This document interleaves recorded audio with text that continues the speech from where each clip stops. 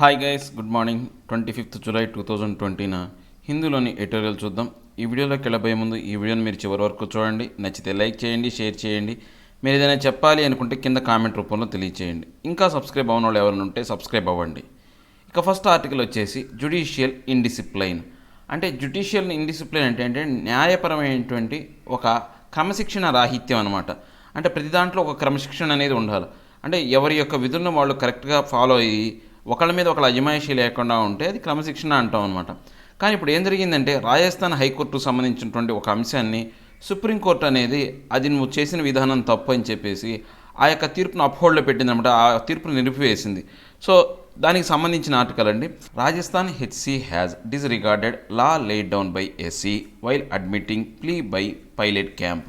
అంటే రాజస్థాన్ హైకోర్టు మీద సుప్రీంకోర్టు ఏం చేసిందంటే ధిక్కార ఏదైతే చట్టం ఉందో ఆ ధిక్కార చట్టాన్ని ఆమోదింపజేసిందనమాట. ఎందుకని ఆ హైకోర్టు అనేది ఈ యొక్క సచిన్ పైలట్ క్యాంపుకు సంబంధించినటువంటి ఏదైతే ప్లీ ఉందో వాళ్ళు వేసిన ప్లీని వాళ్ళు తీసుకున్నట్టుకు ఈ యొక్క సుప్రీంకోర్టు ధిక్కార చట్టం ఏదైతే ఉందో దాన్ని ఆపాదించిందనమాట. సో ఈ ఆర్టికల్లోకి వెళ్ళబోయే ముందు దీంట్లో ఉన్న డిఫికల్టీ వర్డ్స్ మనం ఒకసారి చూద్దామండి. ఈ డిఫికల్టీ వర్డ్స్ అండి నేను కింద డిస్క్రిప్షన్లో పీడిఎఫ్ లింక్ అనేది ఇస్తున్నాను. ఎవరైనా కానీ మీరు ఈ వీడియోని చూడబోయే ముందు కానీ లేదా ఈ ఆర్టికల్ పేపర్లో చదవబోయే ముందు ఒకసారి మీరు డిఫికల్టీ వర్డ్స్ని డౌన్లోడ్ చేసుకున్నారనుకోండి మీకు ఈజీగా ఉంటుంది. దాంతోపాటు నేను హిందూ ఈ పేపర్ను కూడా డిస్క్రిప్షన్లో లింక్ అనేది ప్రొవైడ్ చేస్తున్నాను. ఎవరికైతే హిందూ పేపర్ అవైలబిలిటీలో లేదో వాళ్ళు డౌన్లోడ్ చేసుకొని చదవడానికి ట్రై చేయండి. నేను హిందూ యొక్క 3 ఎడిషన్లు ఇస్తున్నానండి. అంటే హైదరాబాద్, విశాఖపట్నం, విజయవాడ 3 ఎడిషన్లు ఇస్తున్నాను. మూడు లింకుల్లో ఇస్తున్నాను. ఒకసారి చెక్ చేయండి. ఏదో ఒక లింక్లో మీకు 100% ఖచ్చితంగా ఆ యొక్క పేపర్ అనేది డౌన్లోడ్ అవుతుంది అనమాట. ఇక డిఫికల్టీ వర్డ్స్లోకి వస్తే డిస్రిగార్డ్, డిస్రెస్పెక్ట్, కంటెంప్ట్, ధిక్కారము, స్టేటస్ క్యూ యథాతథ స్థితి, overrule, disallow, overridden విస్మరించు, మేర్ ఓన్లీ కేవలం, ఆస్టనిషబుల్ సీమింగ్ బయటకు కనపడే, కాన్సైన్స్ మోరల్ సెన్స్, అంతరాత్మ నైతిక భావము, రెండర్ రికర్ రీఅక్కర్ మరల వచ్చు, కాంప్రహెన్సివ్ కంప్లీట్లీ ఆల్ సమగ్ర, డిసెండెంట్ ఆబ్జెక్టర్ ప్రొటెక్టర్ అసమ్మతిదారులు, కండోన్ పార్డన్ ఫర్గివ్ క్షమించిన. ఇవి దీంట్లో ఉన్న డిఫికల్టీ వర్డ్స్ అండి. ఇక మనం ఆర్టికల్లోకి వెళితే the Rajasthan high court's order directing that status quo be maintain in the disqualification proceedings against 19 legislators and holding a legal challenge to the Rajasthan Assembly Speaker's notice under the Anti-Defection Law to be maintainable borders on judicial indiscipline. అంటే Rajasthan court ఏం చెప్పింది అంటే ఈ యొక్క anti defection లాకు సంబంధించినటువంటి యథాస్థితి అయినటువంటి యథాతథ స్థితి ఏదైతే ఉందో దాన్ని కరెక్ట్గా మీరు ఫాలో అవ్వాలి. దేనికి సంబంధించి ఈ 19 మంది లెజిస్లేటర్స్ ఎవరైతే ఉన్నారో వాళ్ళకి ఏదైతే వాళ్ళ మీద యాంటీ డిఫెక్షన్లా ఆపాదించారో దాని యొక్క విధానం అనేది కరెక్ట్గా ఉందా లేదా మీరు చెక్ చేయండి అని చెప్పింది. దాంతోపాటు ఏంటంటే ఈ యొక్క రాజస్థాన్ అసెంబ్లీ స్పీకర్కి ఒక సవాల్ విసిందనమాట. ఈ యొక్క యాంటీ డిఫెక్షన్ లా అనేది ఈ 19 మంది లెజిస్లేటర్ మీద ఆపాదించబడుతుందా లేదా, మెయింటైనబుల్ అంటే అది ఆపాదించబడుతుందా లేదా అనేది కూడా మీరు చెక్ చేయండి అని చెప్పాడు. అది ఏదైతే ఉందో అది ఇప్పుడు జ్యుడిషియల్ ఇండిసిప్లైన్కి దారి తీసిందనమాట. ఈ తీర్పు ఏదైతే ఉందో అది జ్యుడిషియల్ ఇండిసిప్లైన్ దాటింది. అంటే ఈ యొక్క న్యాయపరమైనటువంటి ఈ యొక్క క్రమశిక్షణ ఏదైతే ఉందో దాని ఆ హద్దుల్లో ఉంది అని చెప్పేసి ఇప్పుడు ఈ యొక్క వాదన అనమాట. ఇప్పుడు సుప్రీంకోర్టు అదే చెప్తుంది. The orders does not give any reason for admitting the petition and overruling objections to its admissibility except for saying legal questions have arisen including one on the validity of subclass in the 10th schedule. అంటే ఇప్పుడు ఈ order ఏదైతే ఉందో ఈ high court ఇచ్చిన order అనేది ఆ యొక్క అడ్మిట్ చేయడానికి ఆ యొక్క పిటిషన్ని తీసుకోవడానికి అందరినీ విస్మయాన్ని గురి చేసిందనమాట. ఆ పిటిషన్ తీసుకోవడం అనే అంశాన్ని గురించి అందరికీ విస్మయాన్ని గురి చేసిందనమాట. ఎందుకని దాని మీద ఆల్రెడీ కొన్ని అబ్జెక్షన్స్ ఉన్నాయన్నమాట ఆ యొక్క అడ్మిసిబిలిటీకి. అంటే అలాంటి కేసులు అనేవి హైకోర్టు తీసుకోవచ్చా తీసుకోకూడదా అనే కొన్ని అబ్జెక్షన్లు అనేవి ఉన్నప్పటికీ కూడా వాళ్ళ యొక్క అంశానికి సంబంధించి విచారణ చేయడం అనేది అందరినీ విస్మయానికి గురి చేసిందనమాట. దాంతోపాటు ఇంకా ఏంటంటే విస్మయాన్ని గురి చేయడమే కాకుండా కొన్ని లీగల్ క్వశ్చన్స్ అందరికీ సామాన్యంగా తలెత్తినాయి అనమాట. దీనికి సంబంధించి ఈ యొక్క 10th షెడ్యూల్లో ఉన్నటువంటి ఏదైతే క్లాజ్ ఉందో కొన్ని సబ్ క్లాజులు ఉన్నాయన్నమాట. సో దానికి సంబంధించి ఆ వ్యాలిడిటీ అనేది అంటే ఆ క్లాజు ప్రకారం చూస్తే ఇప్పుడు హైకోర్టు చేసింది తప్పేం కాదనిపిస్తుంది అనమాట. కానీ కొన్ని ఇంతకుముందు పూర్వ తీర్పులు కనుక మనం చూస్తే కనుక కొన్ని అభ్యంతరాలు ఉన్నాయన్నమాట దానికి సంబంధించి. It is as if the mere fact that some questions have arisen is enough to disregard the doctrine of precedent. అంటే ఇప్పుడు మాత్రం మనం కేవలం ఈ యొక్క ఫ్యాక్ట్ గురించి మనం మాట్లాడుకుంటే కొన్ని క్వశ్చన్స్ అనేవి తలెత్తినాయి అనమాట. ఆ క్వశ్చన్స్ ఎలా ఉన్నాయంటే ధిక్కారానికి దారితీసే విధంగా డిస్రిగార్డ్ అనమాట. ఏదైతే ఇంతకుముందు తయారు చేసిన చట్టం ఏదైతే ఉందో ఈ యొక్క యాంటీ డిఫెక్షన్ లా డాక్ట్రిన్, ఆ చట్టాన్ని ఇంతకుముందు ఉన్నది ఏదైతే ఉందో దానిని ధిక్కరించే విధంగా ఉందన్నమాట. There is a specific provision in a constitution bench verdict of the Supreme Court on courts intervening in a disqualification matters at a stage prior to a presiding officer giving a ruling. అంటే ఇంతకుముందు మనం ఒక స్పెసిఫిక్గా ఈ యొక్క దీనికి సంబంధించి అంశానికి సంబంధించి కొంచెం ప్రొహిబిషన్ ఉందన్నమాట. అంటే దాంట్లో కలగజేసుకోకుండా దాన్ని దూరం పెట్టాల్సిన అంశం అనమాట. కాన్స్టిట్యూషన్ బెంచ్ అనేది వచ్చిన తీర్పు ప్రకారం ఏంటంటే ఎవరైనా కానీ ఈ ప్రిసీడింగ్ ఆఫీసర్ అంటే ఈ యొక్క స్పీకర్ కావచ్చు, ఎవరైనా కావచ్చు, ఆ యొక్క స్పీకర్ అధికారంలో ఉన్న, ఆ చట్టసభలో ఉన్నటువంటి స్పీకర్ అధికారంలో ఉన్న వ్యక్తి ఏవైనా కానీ ఇలాంటి చట్టాలు చేసేటప్పుడు ఆ యొక్క మధ్యస్థలో అంటే డిస్క్వాలిఫికేషన్ సంబంధించినటువంటి ఏవైనా కానీ అతను నిర్ణయం తీసుకునేటప్పుడు ఆ నిర్ణయం అనేది మధ్యలో ఉన్నప్పుడు కోర్టుల జోక్యం అనేది సరైనది కాదని ఆల్రెడీ ఇంతకుముందు కాన్స్టిట్యూషనల్ బెంచ్ యొక్క తీర్పు అనేది ఉందన్నమాట. Of the 13 questions the division bench has framed purporting to arise from the Speaker C.P. Joshi's notice to 19 Congress members in the Sachin Pilot camp, the last one itself show it cannot entertain the petition. అంటే ఇప్పుడు ఈ యొక్క ఏదైతే division bench అనేది ఒక 13 క్వశ్చన్లు అనేది దీనికి సంబంధించి తయారు చేసిందనమాట. ఆ క్వశ్చన్ ప్రకారం చూస్తే ఇప్పుడు ఎవరైతే ఈ యొక్క రాజస్థాన్ స్పీకర్ అయినటువంటి సిపి జోషి ఈ యొక్క నోటీస్ సంబంధించి ఈ యొక్క 19 మంది కాంగ్రెస్ మెంబర్లకు సంబంధించి సచిన్ పైలట్ క్యాంప్లో ఉన్న వాళ్ళకి సంబంధించి ఆయన ఒక నోటీస్ ఇచ్చాడనమాట. ఈ నోటీస్ ఇవ్వటం అనే అంశానికి సంబంధించి అంటే అది మధ్యలో ఉందన్నమాట, మధ్యస్థంగా ఉంది. పూర్తిగా ఆ యొక్క ఇన్సిడెంట్ అనేది కంప్లీట్ అయితే అప్పుడు కోర్టులకు వెళ్ళొచ్చు, కానీ ఇంకా అది పూర్తిగా కంప్లీట్ అవ్వలేదన్నమాట. ఆ యొక్క మధ్యస్థంగా ఉన్న విషయాన్ని ఆధారితంగా చూసుకుంటే ఈ పటిషన్ అనే దాన్ని వీళ్ళు తీసుకోకూడదు, అంటే ఎంటర్టైన్ చేయకూడదు, అంటే వాళ్ళు ఆ యొక్క ఆమోదంలోకి తీసుకోకూడదు అనమాట. The question is whether the supreme court's judgment in Kihoto Hollohan 1992 is a bar on the high court examining the issues. అంటే ఇప్పుడు మనకు క్వశ్చన్ ఏంటి అంటే ఇప్పుడు అందరికీ తలెత్తిన సమస్య ఏంటంటే ఈ సుప్రీంకోర్టు అనేది ఈ యొక్క జడ్జిమెంట్ ఏదైతే ఉందో అంటే హైకోర్టు అనుసరించిన విధానాన్ని ఎందుకు రద్దు చేసిందంటే 1992 సంబంధించినటువంటి కిహోటో హొల్లాహన్ అనే కేసులో ఏదైతే ఆ యొక్క తీర్పును అనుగుణంగానే ఈ యొక్క హైకోర్టు చేసినటువంటి ఈ యొక్క ఎగ్జామిన్ ఇష్యూ మీద సమస్యలు ఏవి అంటే అది తప్పని చెప్పిందనమాట. It is illogical that the bench holds that the petition is maintainable even while proposing to examine whether the constitution bench judgement binds it or not. కానీ ఇది ఒక మాత్రం ఇల్లాజికల్ అనమాట. ఏదో ఒక తీర్పును అనుగుణంగా ఆ యొక్క తీర్పు ప్రకారం ఏంటంటే ఇప్పుడు ఆ కాన్స్టిట్యూషన్ బెంచ్ ఆ తీర్పును అనుసరించి ఆ యొక్క అంటే ఆ యొక్క విచారణ తీసుకోవచ్చా లేదా అని ఆలోచించడం మాత్రము ఒక లాజిక్ లేదనమాట. అంటే ఏదో ఒక లాజిక్ లేకుండా సరైనటువంటి విధానం కాదని చెప్తున్నారు. In other words a petition has been declared maintainable on the ground that the court proposes to examine its maintainability. కానీ అలా కాకుండా ఏం చేయాలంటే ఏదైనా కానీ ఒక పిటిషన్ వచ్చినప్పుడు అది దానికి ఎంతవరకు ఆ పిటిషన్ ఎంతవరకు తీసుకోవచ్చు, దాన్ని తీసుకునే దానికి ఎంతవరకు అర్హత ఉంది అనే దాని గురించి అంశాన్ని గురించి ఆలోచిస్తే సరిపోద్ది. కానీ ఇంతకుముందు పూర్వపు తీర్పులను బట్టి మనం తీసుకోపోవడం అనేది కరెక్ట్ కాదనమాట. And the 1992 judgment while upholding the validity of 10th schedule to the constitution, the anti-defection law also declared that para 2, a part of which is now under challenge and is the astonishable reason for the High Court to entertain the petition, does not violate the freedom of speech, vote or conscience of elected members. అంటే ఇప్పుడు మనం కనుక 1992 చట్టం ప్రకారం చూస్తే కనుక ఆ యొక్క తీర్పు ఏదైతే ఉందో వాళ్ళు ఇచ్చిన తీర్పు ప్రకారం చూస్తే ఈ యొక్క 10th షెడ్యూల్ వ్యాలిడిటీ అనేది కాన్స్టిట్యూషన్ సంబంధించి ఈ 10th షెడ్యూల్ అనేది ఎంతవరకు దాన్ని వ్యాలిడేట్ చేయొచ్చు, ఈ యొక్క యాంటీ డిఫెక్షన్ లా అనేది ఎంతవరకు ఆపాదించవచ్చు అనే అంశాన్ని గురించి చూస్తే దాంట్లో ఒక పారా 2లో ఒక డిక్లరేషన్ అనేది ఉందన్నమాట. దానికి సంబంధించి ఇప్పుడు అంతా కూడా సవాలు ఎదుర్కొనే అంశంగా ఉందన్నమాట. ఏంటి ఈ యొక్క ఆస్టానిషబుల్ రీజన్ అనమాట.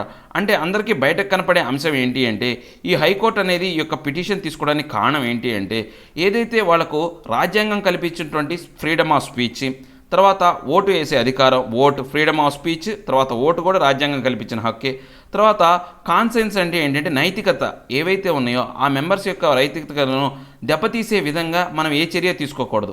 అవి దెబ్బతీయకుండా ఉండాలి అంటే ఆ పిటిషన్ అనేది వీళ్ళు ఖచ్చితంగా కోర్టులు అనేవాళ్ళు వాళ్ళు విచారణలోకి తీసుకోవాలన్నమాట. At the high court is now venturing to find out whether para 2 of 1 of A which deals with disqualification lawmakers who voluntarily give up a membership of their party has been examined by the apex court from the point of view of a inter-party democracy.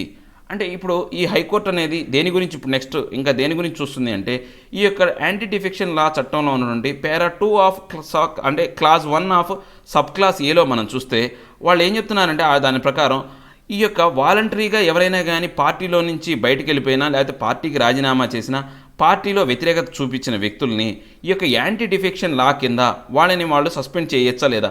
Anti defection law అంటే ముందు ఏంటి ముఖ్యంగా చెప్పాల్సిన అంశం ఏంటి? ఈ యొక్క ఫిరాయింపుల చట్టం అనమాట. అంటే ఒక పార్టీ నుంచి వేరే పార్టీలోకి వెళ్తే వాళ్ళు వేరే పార్టీలోకి వెళ్ళట్లేదు, ఆ యొక్క అధికారం ఏదైతే ఉందో ఆ పార్టీలో ఉన్న అధికార నాయకుడితో వాళ్ళు విభేదించారనమాట. అతని యొక్క భావాలు వీళ్ళ భావాలు కలవలేదు. సో వాళ్ళకి అతని నాయకుడికి వ్యతిరేకం కానీ పార్టీకి వ్యతిరేకం కాదనమాట. సో ఇలాంటి అంశాలను వీళ్ళు దృష్టిలో పెట్టుకొని ఈ ఎపెక్స్ కోర్ట్ అంటే ఈ యొక్క హైకోర్టు సుప్రీంకోర్టు మనం ఎపెక్స్ కోర్ట్ అని కూడా అంటాం అనమాట. ఈ యొక్క ఎపెక్స్ కోర్ట్ అనేది ఈ యొక్క అంశం మీద అంటే ఇంట్రా పార్టీ డెమోక్రసీ అనమాట. అంటే ఆ పార్టీలో ఉన్నటువంటి ప్రజాస్వామ్యం గురించి కూడా వీళ్ళు ఆలోచించాలన్నమాట. If at all the provisions validate is to be tested it can only be done in a case arising out of it. అంటే ఇప్పుడు అన్ని అంశాలు కనుక వీళ్ళు క్రోడీకరించి పరీక్షించి చూస్తే కనుక ఈ యొక్క ఏదైతే కేసు అయితే ఉందో ఇప్పుడు లేవనెత్తిన సమస్యలన్నింటినీ కూడా వాటిలో నుంచి బయటపడవచ్చు అనమాట. అన్ని అంశాలకు మనకు ఈ యొక్క పరిష్కారం అనేది దొరుకుతుంది, వాటి యొక్క సమస్యలకు సరైనటువంటి సమాధానం అనేది దొరుకుతుంది అనమాట. When no decision has been rendered by the speaker it is beyond comprehension how the court entertain arguments on the issue of the notice and know whether dissidents can be disqualified for questioning the party line. అంటే ఇప్పుడు ఏంటి వీళ్ళు ఇంకా ఏంటి ఈ యొక్క స్పీకర్కి ఏంటంటే ఎటువంటి డెసిషన్ తీసుకోవడానికి అవకాశం లేదండి. రెండర్ అంటే తిరిగి ఇవ్వలేదనమాట, తిరిగి ఇది ఇవ్వటం అతనికి ఎటువంటి యొక్క అవకాశాన్ని ఇవ్వలేదనమాట. సో దాన్ని మించి ఇంకా ఏం చేశారంటే వీళ్ళు సమగ్రమైనటువంటి యొక్క ఆర్గ్యుమెంట్స్ అనేవి జరగాలి. ఎవరైతే ఈ డిసెండెంట్స్ ఎవరైతే ఉన్నారో అంటే ఈ యొక్క డిసెండెంట్స్ అంటే ఏంటంటే వాళ్ళు వ్యతిరేకించిన వాళ్ళు అనమాట. పూర్తిగా ఆ యొక్క అసమ్మతిదారులు ఎవరైతే ఉన్నారో కరెక్ట్గా ఈ యొక్క డిస్క్వాలిఫికేషన్ ఏవైతే ఉందో దానికి సంబంధించి ఆ క్వశ్చన్కి సంబంధించి ఆ పార్టీ లైన్లో ఉన్నారా లేకపోతే వాళ్ళు ఆ పార్టీకి వ్యతిరేకంగా వ్యవహరిస్తున్నారనే అంశాన్ని గురించి సరైనటువంటి విచారణ జరగాలన్నమాట. Para 2 of 1 of a has been used by speaker for years and many such disqualification orders have been upheld by the supreme court including as recently as November 2019 in a Karnataka case. అంటే ఈ యొక్క para 2 of clause 1 of sub clause ఏలో మనం చూస్తే speaker అనేవాళ్ళు ఈ యొక్క అంశానికి సంబంధించి ఈ డిస్క్వాలిఫికేషన్ సంబంధించి చాలాసార్లు ఆర్డర్స్ అనేవి పాస్ చేశారు. అవి సుప్రీంకోర్టులో ఆ ఆర్డర్స్ అనేవి కూడా ఒక్కోసారి ఏంటంటే నిలిపివేయడం జరిగిందనమాట. అప్హోల్డ్ అంటే ఏంటి, వాటిని తొలగించడం, నిలిపివేయడం జరిగిందనమాట. ఏవైతే వాళ్ళు ఇచ్చిన ఆర్డర్స్ అనేవి తప్పు అని చెప్పేసి కొట్టేసిన సందర్భాలు చాలా ఉన్నాయన్నమాట. ఇంక్లూడింగ్ అంటే ఇప్పుడు మనం రీసెంట్గా చూసుకుంటే 2019లో ఈ యొక్క కర్ణాటక సంబంధించిన కేసులో కూడా స్పీకర్ అలాంటి డిస్క్వాలిఫికేషన్ ఇస్తే అది కరెక్ట్ కాదని చెప్పేసి దాన్ని కొట్టేసింది. ఏది సుప్రీంకోర్టు కొట్టేసింది కూడా రీసెంట్గా మనం చూస్తే. Admitting A matter without examining how the law lay down by the Supreme Court does not bind a High Court raises a grave questions of judicial priority. అంటే ఇప్పుడు ఏంటి, ఒక అంశాన్ని మనం చర్చలోకి తీసుకోకుండా దాన్ని ఎగ్జామిన్ చేయకుండా కరెక్ట్గా దానికి ఎక్స్ప్లెనేషన్ అనేది తీసుకోకుండా సుప్రీంకోర్టు అనేది అది హైకోర్టు పరిధిలోకి రాదు, లేకపోతే ఈ హైకోర్టు దీనికి సంబంధించి తప్పు చేసింది అని చెప్పడం అనేది ఎంతవరకు కరెక్ట్? అంటే దీన్ని బట్టి మనకి ఏంటంటే ఈ న్యాయపరమైనటువంటి యొక్క ప్రాధాన్యతలు అనేవి మారిపోతున్నాయి అన్నమాట. ఇప్పుడు మనం అంశానికి చూస్తే ఈ న్యాయపరమైనటువంటి ప్రాధాన్యతలు మారిపోయే విధంగా ఉంది ఈ యొక్క విధానం అని చెప్తున్నారు. However even as the political crisis play out on the lands of Raj Bhavan, the top court itself appeared to be raising the question whether a descendant within a party can attract disqualification proceedings. అంటే ఇప్పుడు ఏంటి అంటే ఈ యొక్క political crisis రాజకీయపరమైనటువంటి సంక్షోభం అనేది ఈ యొక్క రాజ్భవన్ యొక్క పచ్చిక మైదానం అంటే ఈ యొక్క రాజ్భవన్ యొక్క పచ్చిక మైదానం అంటే రాజ్భవన్ పరిసర ప్రాంతాల్లో ఇప్పుడు ఈ యొక్క ఆ యొక్క పొలిటికల్ క్రైసిస్ సంక్షోభం అనేది ఏర్పడింది అనమాట. రాజకీయపరమైనటువంటి సంక్షోభం ఏర్పడింది. ఎట్ ద సేమ్ టైం ఇప్పుడు టాప్ కోర్టు కూడా ఎలా ఉంది అంటే ఈ యొక్క అసమ్మతిదారులు డిసెండెంట్స్ ఎవరైతే ఉన్నారో వాళ్ళకి వితిన్ ద పార్టీలో అంటే పార్టీలోనే అసమ్మతిదారులు ఉంటే అలాంటి వాళ్ళ మీద డిస్క్వాలిఫికేషన్ చట్టం అనేది ఆపాదించబడతా, ఆ ప్రొసీడింగ్స్ అనేవి ఆపాదించబడతాయి అనేది వాళ్ళు కూడా ఆ యొక్క అంశానికి సంబంధించినటువంటి ఏవైతే క్వశ్చన్ ఏదైతే ఉందో దానికి సమాధానం కూడా వెతుక్కోవాలి ఇప్పుడు సుప్రీంకోర్టు అనేది. What ever the circumstances the SC should not condone improper and premature judicial intervention. అంటే ఇప్పుడు ఏదైతేనేమి ఈ యొక్క సర్కమ్స్టెన్సెస్ పర్యవసానాలు ఏవైనప్పటికీ కూడా ఈ సుప్రీంకోర్టు అనేది అంటే తప్పు చేసిందనమాట. అంటే క్షమించరాని విధంగా వ్యవహరించింది. అంటే కండోన్ అంటే ఏంటంటే క్షమించడం, నాట్ కండోన్ అంటే ఏంటంటే క్షమించరాని విధంగా, అంటే ఇంప్రాపర్ మేనర్లో అంటే వాళ్ళ యొక్క జ్యుడిషియల్ ఇంటర్వెన్షన్ అనేది అంటే ఈ యొక్క న్యాయపరమైనటువంటి ఈ యొక్క జోక్యం వాళ్ళు ఏదైతే హైకోర్టుకు సంబంధించినటువంటి ఈ న్యాయపరమైనటువంటి జోక్యం అనేది ఇంప్రాపర్ అనమాట, సరైంది కాదు. దాంతోపాటు ప్రీమెచ్యూర్ అనమాట, అంటే పరిపక్వత లేకుండా చేసిన అంశం అనమాట. ఏదైతే హెచ్సి చేస్తున్న విధానం కరెక్టే, దాంట్లో వీళ్ళు కలగజేసుకోవడం మాత్రం సరైంది కాదు, అంటే అది మెచ్యూరిటీ లేని విధానంలాగా ఈ యొక్క సుప్రీంకోర్టు వ్యవహరించిందని ఆధార్ చెప్తున్నాడు అనమాట. ఇక నెక్స్ట్ చూస్తే ఆర్మ్స్ అండ్ ద ఉమెన్. అంటే ఈ ఆర్మ్స్ అండ్ ద ఉమెన్ అంటే ఏంటంటే ఈ మధ్యకాలంలో ఈ యొక్క ఆడవాళ్ళకి ఈ యొక్క మిలిటరీలో హైయెస్ట్ ప్రయారిటీ ఇవ్వాలని చెప్పేసి ఈ యొక్క మిలిటరీ ఏవైతే ఆపరేషన్స్ ఏవైతే ఉన్నాయో ఆ ర్యాంకింగ్స్లో కావచ్చు వాటిలన్నింటిలో సమానమైన ప్రాధాన్యత, మగవారికితో సమానమైనటువంటి ప్రాధాన్యత అనేది అన్ని బెటాలియన్స్లో, మన భారతదేశంలో ఉన్నటువంటి అన్ని బెటాలియన్స్లో ఒక కంబాట్లో అంటే ఒక యుద్ధంలో తప్పితే మిగతా అన్ని అంశాల్లో మగవాళ్ళకు సమానమైనటువంటి ప్రాధాన్యత ఇవ్వాలని చెప్పేసి ఒక తీర్పు అనేది వచ్చిందనమాట. దానికి సంబంధించి గవర్నమెంట్కి ఈ యొక్క కోర్టులకు మధ్య జరుగుతున్న అంశం గురించి చెప్పారండి. సో ఇప్పుడు ఏంటంటే ఈ యొక్క అంశానికి సంబంధించి వాళ్ళకు ఆ ఉమెన్ అనే వాళ్ళకి కరెక్ట్ ప్రయారిటీ ఇవ్వాలని చెప్పే ఆర్టికల్ అనమాట ఇది. చూద్దాం. After a long battle women officers overcome the gender barrier in the Indian army. అంటే చాలా పెద్ద యుద్ధం, ఎంతో కాలంగా కొనసాగుతున్నటువంటి ఈ యొక్క యుద్ధంలో చివరికి ఈ యొక్క లేడీ ఆఫీసర్స్ అంటే ఈ యొక్క ఆడవాళ్ళు ఎవరైతే ఆఫీసర్ పొజిషన్లో ఉన్నారో వాళ్ళందరూ కూడా ఇప్పుడు ఈ యొక్క జెండర్ బ్యారియర్ అనేది అంటే లింగపరమైనటువంటి అవరోధాలని అధిగమించారు. ఎక్కడ మన ఇండియన్ ఆర్మీలో ఈ యొక్క లింగపరమైనటువంటి అవరోధాలు ఏవైతే ఉన్నాయో వాటిని అధిగమించారన్నమాట. సో ఈ ఆర్టికల్లోకి వెళ్ళబోయే ముందు ఇంట్లో ఉన్న డిఫికల్టీ వర్డ్స్ మనం ఒకసారి చూద్దామండి. Stereo type, label, tag, Mudra, ప్రీజుడిస్, cause harm to, హాని చూపు, ప్రొట్రాక్టెడ్, ప్రొలాంగ్డ్, ఎక్స్టెండెడ్, దీర్ఘకాలిక, లిటిగెంట్, అపిలియంట్, క్లైమెంట్, హక్కుదారు, ఎగ్జిజెన్సీ, నీడ్, రిక్వైర్మెంట్, అవసరాలు, ఎబైడ్, ఒబే, స్టడీ బై, కట్టుబడు, మిసోగనీ, డిస్లైక్ ఎగనెస్ట్ ఉమెన్, స్త్రీల పట్ల ద్వేషము, ఎడ్జింక్ట్, అకంపైన్మెంట్, ఎడిషన్, కలిసి ఉండట, బస్ట్, స్కల్ప్చర్, కార్వింగ్, ప్రతిమ, ఉషూర్, గైడ్, దారిచూపు, రిగ్రెసివ్, ఎటవిస్టిక్, త్రోబ్యాక్, తిరోగమనము, సెన్సిటైజేషన్, ఎక్స్పోజర్, ఇండ్యూస్మెంటు, సున్నితత్వము, నుడ్జ్, పోక్, పుష్, చిన్నగా తట్టడము. ఇవి దీంట్లో ఉన్న డిఫికల్టీ వర్డ్స్ అండి.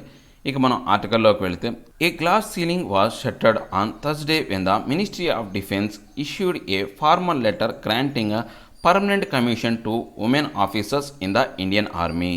అంటే ఇప్పటివరకు కప్పినటువంటి గ్లాస్ షట్టర్ అనమాట, ఒక మూత అనేది అంటే అద్దంతో వేసిన మూత అనమాట. అద్దంతో వేసిన మూత ఎలా ఉంటుందంటే మనకు అంత స్పష్టంగా కనపడుతుంది, కానీ ప్రవేశం మాత్రం ఉండదు. చూడటానికి మాత్రం అంతా సమానంగానే ఉంటుంది, కానీ మనకు అసమానత అనేది ఆటోమేటిక్గా కనపడుతుంది అనమాట. ఆ గ్లాస్ షట్టర్ ఏదైతే ఉందో దాన్ని తెరవబెట్టారనమాట. ఏది గురువారం ఎవరు మినిస్టర్ ఆఫ్ డిఫెన్స్ ఎవరైతే ఒక లెటర్ అనేది ఇష్యూ చేశారనమాట. దీనికి సంబంధించి ఈ యొక్క ఉమెన్ ఆఫీసర్ సంబంధించినటువంటి పర్మనెంట్ కమిషన్ అనేది వాళ్ళకి ఇవ్వడం జరుగుతుంది ఈ యొక్క ఇండియన్ ఆర్మీలో అని చెప్పేసి ఒక లెటర్ రిలీజ్ చేశారనమాట. The uphill battle to break a gender stereotype and provide equal opportunities for women in the army had to be fought right up to the highest level in the supreme court.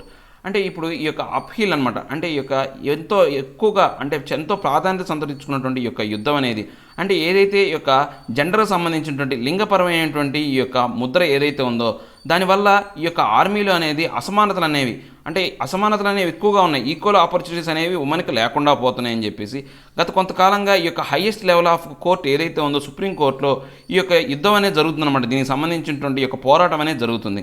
Even so the MOD some government sanction letter specifying the grant of permanent commission to short service commission SSC women officers in all the 10 streams in which they presently serve is a cause for celebration.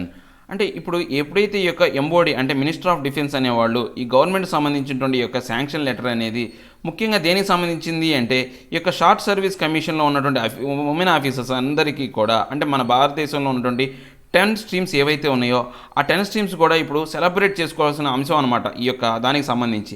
ఎందుకని వాళ్ళకు మగవాళ్ళతో సమానంగా ప్రాధాన్యత అనేది ఇవ్వడం జరుగుతుంది అనమాట. It will go a long way in ending A ప్రీజుడిస్ associated with the army. అంటే ఇప్పుడు ఈ యొక్క అంశానికి సంబంధించి చాలా దూరం ప్రయాణం చేయాల్సి వచ్చిందనమాట. ఎందుకని ఇది ఒక హాని కలిగించే అంశం అనమాట. ప్రిజుడిష్ అంటే ఏంటంటే ఈ యొక్క చట్టానికి హాని కలిగించే అంశం ఏదైతే ఉందో దాని మీద పోరాడడానికి చాలా ఎక్కువ కాలం ప్రయాణం చేయాల్సి వచ్చిందనమాట. True the fight was far from easy యాక్చువల్గా నిజంగా చెప్పాలి అంటే ఈ యొక్క యుద్ధం అనేది నిజంగా చాలా కష్టమైందనమాట, ఫార్ ఫ్రమ్ ఈజీ అనమాట. అంటే ఈ యొక్క సులభతరం కాకుండా చాలా కష్టమైనటువంటి యొక్క యుద్ధం అనేది జరిగింది ఇంతకాలం. It was long and protracted as the government initially clashed over a Delhi high court ruling in the litigant's favour 10 years ago. అంటే యాక్చువల్గా ఇది చాలా దీర్ఘకాలికమైంది, తర్వాత చాలా అంటే ఎక్కువ సమయం పట్టిందనమాట. గవర్నమెంట్ అనేది ఇనీషియల్గా ఏం చేసిందంటే గ్లాస్డ్ అంటే పూర్తిగా ఏదైతే ఢిల్లీ హైకోర్టు అనేది ఈ యొక్క లిటిగెంట్స్ ఎవరైతే ఉన్నారో, అంటే ఈ యొక్క హక్కుదారులకు ఎవరైతే ఉన్నారో, ఒక 10 ఏళ్ల క్రితమే వాళ్ళకి సరైనటువంటి హక్కులు కలిగించాలి, అంటే ఉమెన్కి కూడా సరైనటువంటి ప్రాధాన్యత ఇవ్వాలి అని చెప్పేసి వాళ్ళు తీర్పు ఇచ్చారన్నమాట. ఆ తీర్పుని వీళ్ళు ముసుగు కప్పారు. అంటే గవర్నమెంట్ అనేది ఇంతకాలం ఆ తీర్పును అనేది పాటించకుండా వదిలేశారనమాట. Then the supreme court just want the litigants were up against became clear from the view of the government. అంటే ఇప్పుడు సుప్రీంకోర్టు ఏం చేసిందంటే అసలు ప్రభుత్వాన్ని అడిగింది, మీరు ఎవరైతే ఈ హక్కుదారులు ఆడవాళ్ళు ఉన్నారో వాళ్ళకి సరైనటువంటి హక్కు అనేది ఎందుకు మీరు కల్పించట్లేదు, మీ యొక్క వర్షన్ ప్రకారం మీ సైడ్ నుంచి యొక్క కరెక్ట్ నిర్ణయం అనేది, అంటే మీ యొక్క అంశ వైపు నుంచి సరైనటువంటి అభిప్రాయం అనేది మాకు తెలియజెప్పాలని చెప్పేసి సుప్రీంకోర్టు అడిగిందనమాట. A return note to the court pointed at a physiological limitations of women officers, saying that those were great challenges for women officers to meet the exigencies of service. అంటే వాళ్ళు ఒక నోట్ రూపంలో, ఒక లేఖ రూపంలో ఈ సుప్రీంకోర్టుకి వాళ్ళు ఒక లేఖను అందజేశారనమాట. ఏంటంటే వాళ్ళకు శారీరకమైనటువంటి కొన్ని లిమిటేషన్స్ ఉన్నాయన్నమాట. అంటే కొన్ని మనకు తెలుసు కదా, ఆడవాళ్ళకు కొన్ని ఈ యొక్క మెన్స్ట్రల్ సైకిల్స్ కావచ్చు, లేకపోతే కొన్ని ఏవైతే ఉన్నాయో వాళ్ళ అంటే బేబీకి జన్మం ఇచ్చేటప్పుడు కావచ్చు, ఇలాంటి లిమిటేషన్స్ ఏవైతే అన్నీ ఫిజికలాజికల్ లిమిటేషన్స్ అనమాట. సో ఇలాంటి లిమిటేషన్స్ అన్నీ కూడా వాళ్ళకి గ్రేట్ ఛాలెంజ్, పెద్ద పెద్ద సవాళ్ళను ఎదుర్కొనే విధంగాను ఆ ఉమెన్ ఆఫీసర్స్ ఏవైతే ఈ యొక్క అవసరమైనటువంటి ఈ యొక్క ఎగ్జిజెన్సీస్ అంటే ఏంటంటే అవసరాలను ఏదైతే ఉన్నాయో అక్కడ ఆర్మీకి కావాల్సిన అవసరాలని తీర్చే విధంగా వాళ్ళ యొక్క ఫిజికల్ లిమిటేషన్స్ అనేవి లేవు. ఆ ఫిజికల్ లిమిటేషన్స్ ఉన్నాయన్నమాట. వాళ్ళు తీర్చలేరు, ఆ యొక్క సర్వీస్కి కావాల్సినటువంటి సరైన అవసరాన్ని తీర్చే విధంగా వాళ్ళ యొక్క ఫిజికల్ పర్సనాలిటీ లేదు, దాంట్లో కొంత లిమిటేషన్ ఉందని వీళ్ళు ఆ కోర్టుకి ఒక లేఖ సబ్మిట్ చేశారనమాట. In February the supreme court read the government the right act asking it to abide by its own policy on granting permanent commission to women in the SSC and giving them command posting in all services other than combat. So ఎప్పుడైతే ఈ యొక్క government అనేది ఈ యొక్క right act అనేది, government the right act అనే దాన్ని చదివి దాంట్లో ఏం చెప్పింది అంటే ఈ యొక్క పాలసీకి సంబంధించి ఈ యొక్క పర్మనెంట్ కమిషన్లో ఆడవాళ్ళు ఎవరైతే ఉన్నారో ఈ యొక్క షార్ట్ సర్వీస్ కమిషన్ ఏదైతే ఉందో వాళ్ళ పూర్తి యొక్క పొజిషన్ అనేది ఇవ్వాలా, పోస్టింగ్స్ అనేది ఇవ్వాలా. ఆల్ సర్వీసెస్లో అంటే మన భారతదేశంలో ఉన్న అంటే అన్ని సర్వీసుల్లో వాళ్ళకు ప్రాధాన్యత ఇవ్వాలా. ఒక కంబాట్ అంటే ఏంటి, కంబాట్ అంటే యుద్ధ సమయంలో, పోరాట సమయంలో మాత్రం వాళ్ళకు కొంచెం దూరంలో పెట్టాలి. లేడీస్ని పంపించకుండా, లేడీస్ యొక్క ప్రాధాన్యత లేకుండా మగవాళ్ళకి ఇవ్వాలి. ఎందుకంటే యుద్ధం అంటే ఏది శత్రు దేశాలతో చేస్తాం కాబట్టి అప్పుడు ఏదైనా యుద్ధ ఖైదీలు ఏదైనా వచ్చినా కానీ అది చాలా వరకు ఇబ్బంది అవుతుంది, ఆడవాళ్ళకి ఇంకా సమస్యాత్మకంగా తయారవుద్ది అనమాట. సో ఒక కంబాట్లో తప్ప మిగతా అన్ని విషయాల్లో ఈ యొక్క మగవాళ్ళకు సమానమైనటువంటి ప్రాధాన్యత అనేది ఈ లేడీ ఆఫీసర్లకు కూడా ఇవ్వాలి అని చెప్పేసి సుప్రీంకోర్టు తీర్పు ఇచ్చిందనమాట. The misogyny was called out in a 54-page judgement. అంటే యొక్క మీజోగనీ అంటే ఏంటి అంటే ఆడవాళ్ళ మీద పట్ల తక్కువ భావం, ద్వేషం అంటాం కన్నా కానీ చిన్న చూపు అని చెప్పొచ్చు అనమాట. అంటే వాళ్ళ మీద సరైనటువంటి ఈ యొక్క విధానం అనేది ఉండదన్నమాట. వాళ్ళని చిన్న చూపుతో చూడటం, వాళ్ళని ఏదో బలహీనులాగా చూడటం అనే దాని గురించి ఒక 54 పేజీల జడ్జిమెంట్ అనేది సుప్రీంకోర్టు చదివిందనమాట. The supreme court noted that women officers of the Indian army had brought laurels to the force. అంటే ఇప్పుడు ఈ సుప్రీంకోర్టు ఇంకా ఏం నోట్ చెప్పిందంటే ఎవరైతే ఈ యొక్క లేడీ ఆఫీసర్స్ అంటే ఉమెన్ ఆఫీసర్స్ ఎవరైతే ఉన్నారో వాళ్ళని ఖచ్చితంగా ఈ యొక్క మన భారతదేశ సైన్యమైన దాంట్లోకి ఆ లూరెల్స్ అంటే ఏంటంటే ఒక గుంపు కావచ్చు, చెట్టు పొద అంటాం మామూలు చెప్పాలంటే, ఆ యొక్క ఫోర్స్ యొక్క దాంట్లోకి ఆడవాళ్ళని కూడా తీసుకురావాలని చెప్పేసి చెప్పిందనమాట.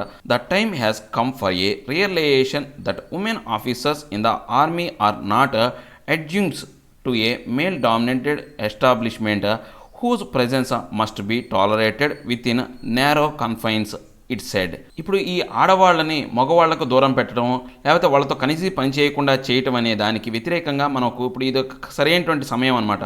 ఇలాంటి సమయంలో ఏంటంటే ఆడ మగ అనేవాళ్ళు ఖచ్చితంగా సమానం అని చెప్పేసి వాళ్ళ యొక్క ప్రాధాన్యతను వాళ్ళకి ప్రాధాన్యత ఇస్తూ వాళ్ళ యొక్క ప్రజెన్స్ని అంటే ఆడవాళ్ళు తమ కలిసి పనిచేసే అంశాన్ని మనం ఖచ్చితంగా టాలరేట్ చేయాలి, ఒప్పుకోవాలి.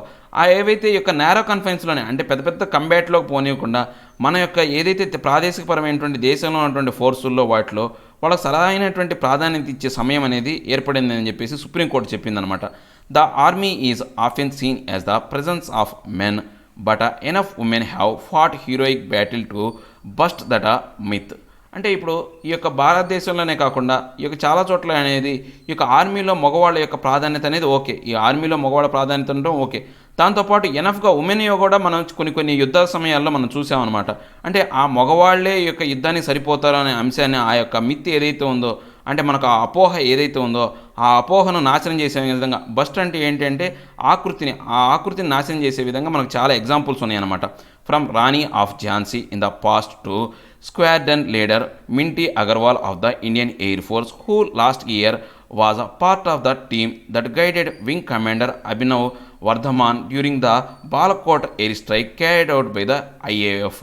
అంటే ఇప్పుడు మనం చూస్తే ఎగ్జాంపుల్ చూస్తే ఇంతకుముందు పాస్ట్లో ఝాన్సీ లక్ష్మీబాయి అంటే ఝాన్సీ రాణి ఎవరైతే ఉన్నారో ఆమెను చూడొచ్చు.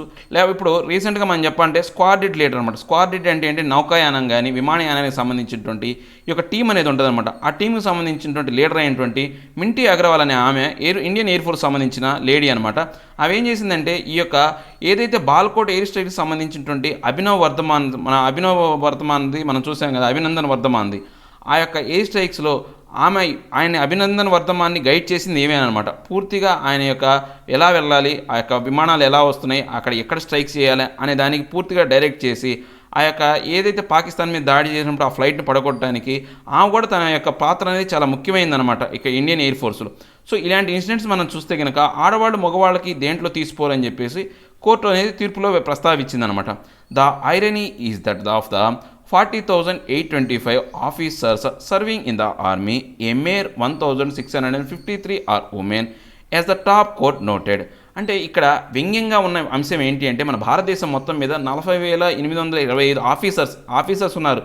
సోల్జర్స్ కాదు, సోల్జర్స్ అయితే చాలా లక్షల్లోనే ఉన్నారు. ఆఫీసర్స్ ఎంతమంది ఉన్నారంటే 40,825 మంది ఆఫీసర్లు ఉన్నారు.